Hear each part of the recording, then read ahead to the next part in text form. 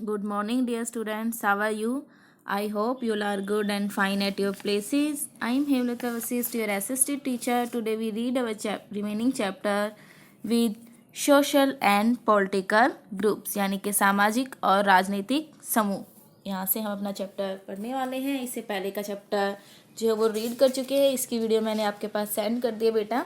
तो इसको समझने से पहले आपको वो वीडियोस देखनी होंगी ताकि आपको इजीली ये चैप्टर क्लियर हो जाए. Let we start. अब देखो, अभी तक हमने जो हिस्ट्री थी उसमें देखा था कि भाई जो हिस्ट्री है वो क्या है, उस पर जोग्राफिकल यानी कि जो भूगोल है उसका क्या प्रभाव रहा. उसमें हमने मैप्स एंड मेडिवल इंडिया यानी कि मध्यकालीन जो भारत था वो पढ़ा. मध्यकालीन भारत में 2 टाइप्स के जो मैप्स थे वो आए थे. मैप जो फर्स्ट था वो 1720s में प्रेजेंट हुआ एंड सेकंड जो मैप था आफ्टर 200 ईयर्स लेटर वो बना था. फिर उसके बाद इसमें हमने बेटा न्यू एंड ओल्ड टर्मिनोलॉजीज यानी कि नई और जो पुरानी जो शब्दावली थी उनके बारे में देखा. फिर हिस्टोरियन देयर सोर्सेज और इतिहास के जो हिस्से हैं उनको कैसे स्टडी की जाती है वे स्रोत पढ़े थे. तो आज हम अपना चैप्टर शुरू करने वाले हैं new social and political group से. इसमें फर्स्ट है बेटा मोबिलिटी. मोबिलिटी का मतलब होता है परिवर्तनशीलता यानी कि जो चेंजेस आते रहे हैं टाइम के अकॉर्डिंग. यहाँ पर मैंने मीनिंग लिखा है चलना फिरना एक्चुअल में वैसे, बट यहाँ हिस्ट्री में हम देखेंगे कि क्या क्या चेंजेस रहे हैं उनमें. मोबिलिटी यानी कि परिवर्तन क्या क्या रहे. The medieval period was a period of great mobility. जो मेडिवल पीरियड था यानी कि मध्यकालीन जो समय था उसमें बहुत ज़्यादा मोबिलिटी बनी रही, मतलब बहुत ज़्यादा चेंजेस आते रहीं. People travel to long distances in search of wealth and opportunities. और जो लोग थे उन्होंने ट्रैवल किया लॉन्ग डिस्टेंस यानी कि जो लंबी दूरियां थी और किसकी सर्च में, धन और अपॉर्चुनिटी यानी कि उनको कोई नए नए अवसर मिल जाए. Many travelers group came to this subcontinent because it had immense wealth and the possibility of growth. और बहुत सारे जो ट्रेवल्स थे यानी कि जो बहुत सारे यात्री थे उनका जो समूह था वो सब कॉन्टिनेंट यानी उप महाद्वीप हमारे इंडिया में आया क्योंकि यहाँ पर जो वेल्थ था वो इमेंस यानी कि बहुत ज़्यादा था एंड यहाँ पे जो पॉसिबिलिटी थी, संभावनाएं थी वो भी ज़्यादा थी. One group of people who become more important in this period were the Rajput. और एक ग्रुप जो इस टाइम पर बहुत ज़्यादा पॉपुलर हुआ वो था राजपूत्स. Between the 8th to 14th century, the terms was applied more generally to a group of warriors who claimed Kshatriya caste status. 8वीं और 8th एंड 14th सेंचुरी इसका जो टाइम था उसमें जो टर्म्स थी वो अप्लाई की गई. बहुत ज़्यादा जो वॉरियर्स यानी कि जो युद्ध योद्धा होते थे और उन्होंने दावा किया कि जो योद्धा है वो क्षत्रिय कास्ट से बिलोंग करते हैं. न्यू आइडियाज़ नेक्स्ट है बेटा. सोशल एंड पॉलिटिकल ग्रुप्स में आपका नेक्स्ट टॉपिक है new ideas. This travels group brought new technology, new crop and other innovative ideas with them. These new ideas resulted in great economical, political, social and cultural changes. यानी कि जो travels थे इनका जो group था उन्होंने नई नई जो टेक्नोलॉजीज थी उनको जाना समझा, न्यू क्रॉप्स नई जो फसलें थी भाई उनको देखा एंड अदर इनोवेटिव यानी कि जो अलग, इनोवेटिव का मतलब होता है यहाँ पर नए आइडिया. ठीक है, इनोवेटिव का मतलब यहाँ पे समझेंगे जो नए नए जो आइडियाज़ थे वो सब आए. These new ideas resulted in great economical. और ये जो नए आइडियाज़ थे इनका रिजल्ट क्या मिला कि उनकी जो इकोनॉमिकल, पॉलिटिकल एंड जो सोशल कल्चर जो चेंजेस थे उनमें काफ़ी ज़्यादा चेंजेस हुआ और चेंजेस के साथ साथ उनमें सुधार भी हुआ. नेक्स्ट टॉपिक है बेटा इम्प्रूवमेंट इन टेक्नोलॉजी यानी कि प्रौद्योगिकी जो थी, टेक्नोलॉजी थी उसमें सुधार हुआ. The medieval period also witnessed great technology changes. जो medieval period रहा है वो witness यानी कि वो सबूत रहा है कि इस टाइम पर जो टेक्नोलॉजिकल चेंजेस थे वो बहुत ज़्यादा हुए. For example this period introduce the Persian wheel in irrigation. इस टाइम पर जो पर्शियन व्हील था इरिगेशन के लिए वो यूज़ किया गया. The spinning wheel in weaving the and firearms in combat. और स्पैनिंग व्हील होता है बेटा चरखा, और इसके साथ चरखा और जो wing and fireman in arms, और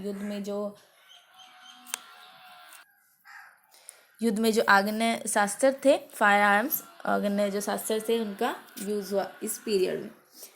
नेक्स्ट है बेटा न्यू क्रॉप्स यानी कि नई फसलें। New foods and beverages, beverage होता है बेटा पीने वाली, लाइक चाय कॉफ़ी, लाइक ऐसी फसलें, ऐसी crops were introduce in the subcontinent by travellers groups. नई जो फसलें थी, जो फूड्स खाने योग्य जो फसलें थी, बेवरेज पीने योग्य जो क्रॉप्स थी, वो इंट्रोड्यूस हुई इस सब कॉन्टिनेंट में। किन से? ट्रैवल्स यानी कि जो ये यात्री थे, इनके समूह से। Potatoes, corn, chillies, tea and coffee were some of the new crops introduce into the subcontinent during this period. और इस पीरियड्स में जो नई क्रॉप्स थी, कौन कौन सी थी? Potatoes, corn, chillies, tea and coffee. Next है बेटा न्यू पीसेंट ग्रुप, किसानों के नए समूह बने इस पीरियड में। In order to clear the forest dwellers were something pushed out of their land with the spread of agriculture settlements। यानी जो फॉरेस्ट थे उनको क्लियर यानी कि उनको साफ करने के लिए कभी वहाँ के जो फॉरेस्ट ड्वेलर्स थे यानी कि जो वनवासी थे, उनको स्प्रीड ऑफ एग्रीकल्चर सेटलमेंट्स यानी कि कृषि बस्तियों को बढ़ाने के लिए उनको वहाँ से बाहर निकाल दिया जाता था। So changes in their habitats forced many of them to migrate. और उनके माइग्रेट का मतलब होता है बेटा एक जगह को छोड़कर, जब जो पीपल्स हैं एक जगह को छोड़कर दूसरी जगह पे चले जाते हैं, तो उसके लिए उनको हैबिटेट्स यानी कि उनके जो आवास थे उनको चेंज करने के लिए वहाँ से जो उनको माइग्रेट यानी कि प्रवास करना पड़ता था। Some of them become peasant, और उनमें से कुछ क्या थे? किसान। These new peasant groups gradually began to be influenced by regional market. और जो ये नए ग्रुप्स जो बने थे, इन्होंने इन्फ्लुएंस क्या हुआ, इनका जो इफेक्ट था वो रीजनल मार्केट्स यानी कि जो प्रादेशिक जो मार्केट्स थी उन पर हुआ। chieftains, priests, monasteries and temples. They were required to pay taxes and offer goods and services to local lords। और उनको ज़रूरत थी बेटा किसकी? जो टैक्सेस थे, गुड्स एंड जो सर्विसेज पे उनको भुगतान करने की। The above conditions created significant economic and social differences amongst peasants। और ये जो कंडीशंस थी, ये जो सिचुएशंस थी, वो क्रिएट करती हैं सिग्निफिकेंट एक महत्व को, economical and social differences amongst peasants. इन किसानों के बीच जो सोशल और इकोनॉमिक जो डिफरेंस थे उनको सिग्निफिकेंट करती है। सम possessed more productive land while others were given manual tasks and thus relegated to poverty। There was a sizable number who worked as agriculture laborers। देखो बेटा ये जो नेक्स्ट पैराग्राफ है, the above conditions create significant economical and social differences amongst peasants. अब जो ये conditions है भाई, इन्होंने इकोनॉमिकल और जो सोशल जो डिफरेंसेस थे वो किसानों में काफ़ी ज़्यादा पैदा किए।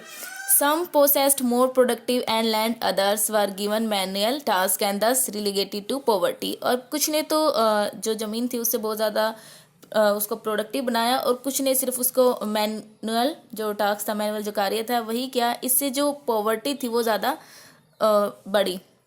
There was a sizeable number who work as agriculture labours. और यहाँ पर जो साइजेबल नंबर था जो एग्रीकल्चर में एज अ लेबर यानी कि श्रम के रूप में काम करते थे। सम पेशेंट आल्सो डिड आर्टिशनल यानी कि जब वो रोगी थे तभी भी उन्होंने जो एग्रीकल्चर एक्टिविटीज़ थी, कृषि जो क्रियाएं थी वो की। उसके बाद बेटा नेक्स्ट इसमें टॉपिक है जातिस। ए जाति मीन्स सब कास्ट। जाति का मतलब होता है उनकी जो जातिस होती है उनमें उनको डिवाइड किया गया। As the society become more differentiated people were grouped into जातिस। अब जो समाज था उस काफ़ी ज़्यादा डिफ्रेंशिएट यानी कि उसमें काफ़ी ज़्यादा जो अंतर था वो हुआ। People were grouped into more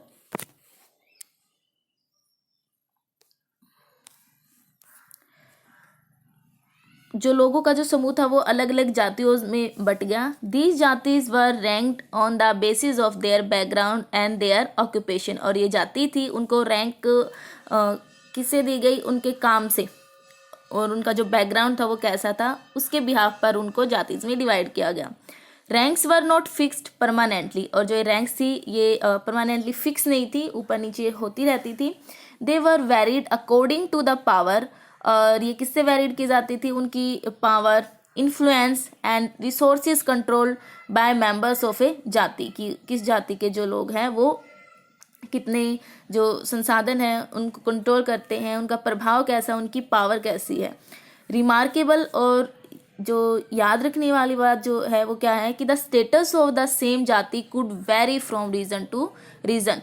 कि जो जाति थी उनका जो स्टेटस था वो वेरी करता था, अलग अलग प्रदेश में अलग अलग जो स्टेटस था वो उनका वेरी करता था. The affairs of jati were regulated in the following ways. अब इसके कुछ अफेयर्स हैं. अफेयर दैट मीन्स मतलब कि बेटा यहाँ पर अलग अलग तरीके से दिखाया गया है. फर्स्ट पॉइंट है ईच जाति framed its own rules and regulations to manage the conduct of its member. प्रत्येक जो जाति थी वो खुद के जो रूल्स थे, उनके रेगुलेशंस से to manage the conduct of the members, उनके जो मेंबर्स थे उनसे कंडक्ट की जाती थी. यानी कि जो उनकी जाति के जो सदस्य थे वो उसको मैनेज करते थे. N assembly of elders. और जो एल्डर्स यानी कि जो बड़ों की जो सभा होती थी, दैट इज़ द जाति पंचायत एनफोर्स दिस रेगुलेशंस. और जो बड़ों की जो सभा होती थी वो इन जो विनियमन थे उनको चेंज कर देती है. नेक्स्ट पॉइंट बेटा जाति had to follow the rules of their villages also. और जो जाति होती थी वो गांव के जो भी नियम होते थे उनको फॉलो करती थी. Several villages were governed by the chieftains. यानी कि चिeftains यानी कि यहाँ पर सरदार, यानी कि उन जाति के जो सरदार जो बनाए जाते थे वो उनको गवर्न करते थे, यानी कि वो उसको संभालते थे. नेक्स्ट है बेटा पॉलिटिकल डेवलपमेंट, यानी कि राजनीतिक जो विकास है वो कैसा रहा मॉडर्न टाइम में, उसके बारे में अभी रीड करेंगे. फर्स्ट इसको भी बेटा पॉइंट्स में डिवाइड किया गया है. फर्स्ट है इम्पोर्टेंट ग्रुप ऑफ पीपल्स. लोगों का जो समूह था वो ज़्यादा महत्वपूर्ण था इसमें. In the medieval period the Rajput become very important. Medieval period में जो राजपूत थे वो ज़्यादा इम्पोर्टेंट थे. Literary the term Rajput means the son of a ruler. अब जो राजपूत है उसका एक्चुअल में जो मीनिंग है वो क्या है कि राजपूत का मतलब होता है जो वहाँ के जो शासक हैं, रूलर हैं, उन्हीं का son. But it included the rulers, chieftains, soldiers. लेकिन इसमें सिर्फ ऐसा ही नहीं है कि जो रूलर है उन्हीं के सन को इंक्लूड किया गया है. इसमें रूलर्स, चीफ्टेन्स यानी कि सरदार, शोल्डर सिपाही and commanders of different monarch in the subcontinent. Monarch का मतलब होता है बेटा सम्राट, ठीक है. Rajput were said to possess extreme valour with a great sense of loyalty. Other group of people such as the Marathas. और अन्य जो ग्रुप से समूह से लोगों के like Maratha, Sikh, Jats, ohms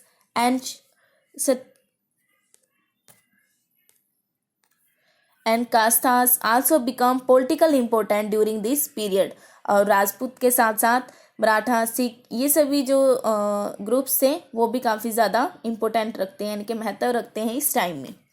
next topic है रीजन एंड एम्पायर, यानी कि क्षेत्र और उनके empires. In the early medieval period, शुरुआत का जो समय था मेडिवल पीरियड था, regional kingdoms of both the north and south India had considerable conflict with each other. काफ़ी ज़्यादा कंसाइडेबल कन्फ्लिक्ट्स का मतलब होता है बेटा नॉर्थ एंड साउथ इंडिया के जो किंगडम्स थे उन्होंने काफ़ी ज़्यादा कन्फ्लिक्ट यानी कि संघर्ष किया एक दूसरे के साथ. This lead to the frequent rise and fall of kingdoms.